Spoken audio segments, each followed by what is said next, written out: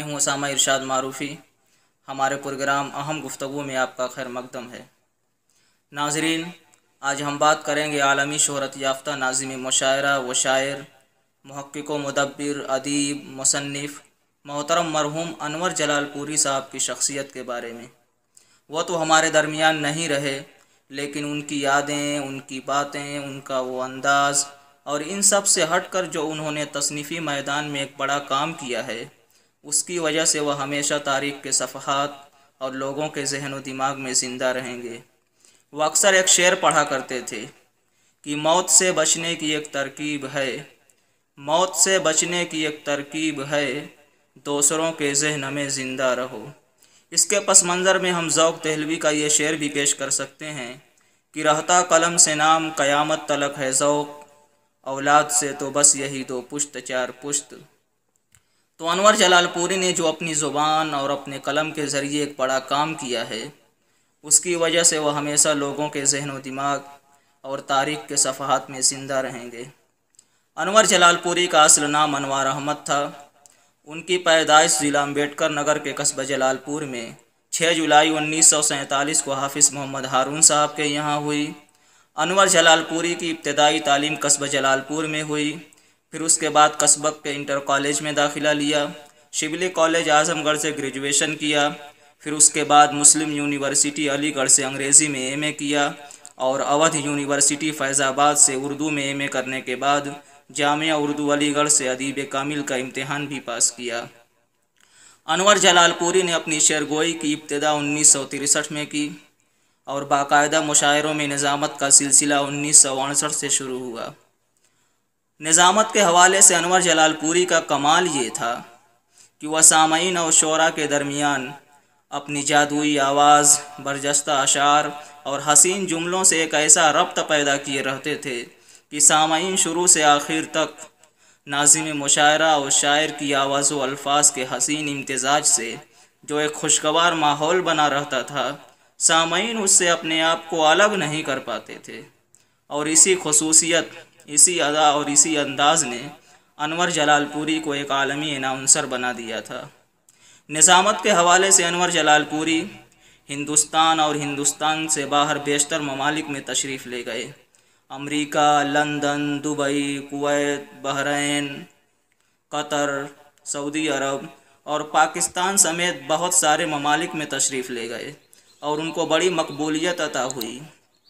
शायरी के हवाले से अनवर जलालपुरी का एक मिशन था कि शायरी के ज़रिए हिंदुस्तान की गंगा जमनी तहज़ीब और हिंदुस्तान की तहज़ीबी सरफराजी को बहाल रखा जाए और इसके ज़रिए जो आपसी नफ़रतें हैं, जो आपसी फासले हैं, उनको ख़त्म किया जाए।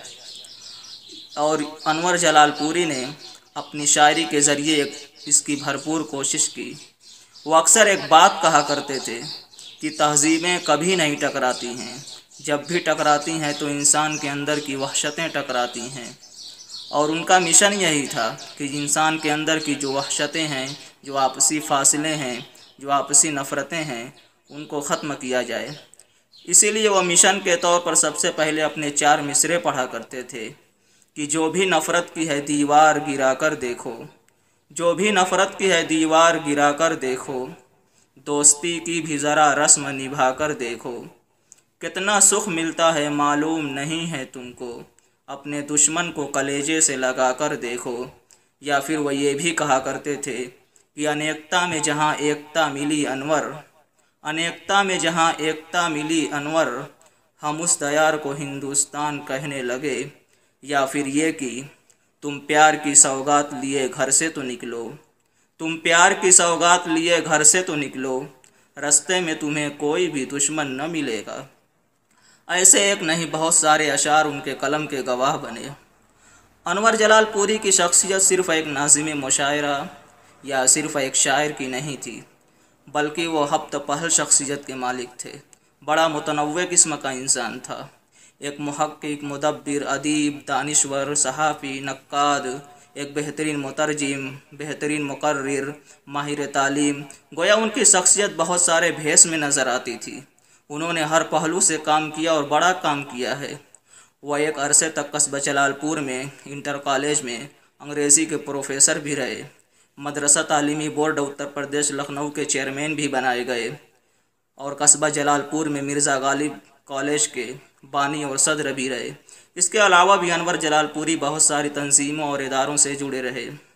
इस तवील सफ़र में अनवर जलालपुरी को बहुत सारे एजाज़ात और इनामात से भी नवाजा गया। तसानीफ़ के हवाले से वैसे तो अनवर जलालपुरी की सभी किताबें अहम हैं, लेकिन उन्होंने जो तर्जुमे का काम किया है वो बड़ी खुसूसियत का हामिल है।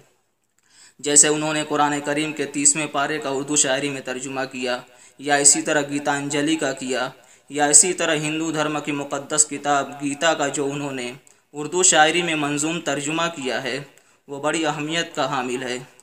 इस किताब पर उन्हें उत्तर प्रदेश हुकूमत ने यश भारती अवार्ड से भी नवाजा और सन 2018 में उनकी मौत के बाद इस किताब के लिए उनके नाम पद्मश्री अवार्ड भी तफवीज़ किया गया।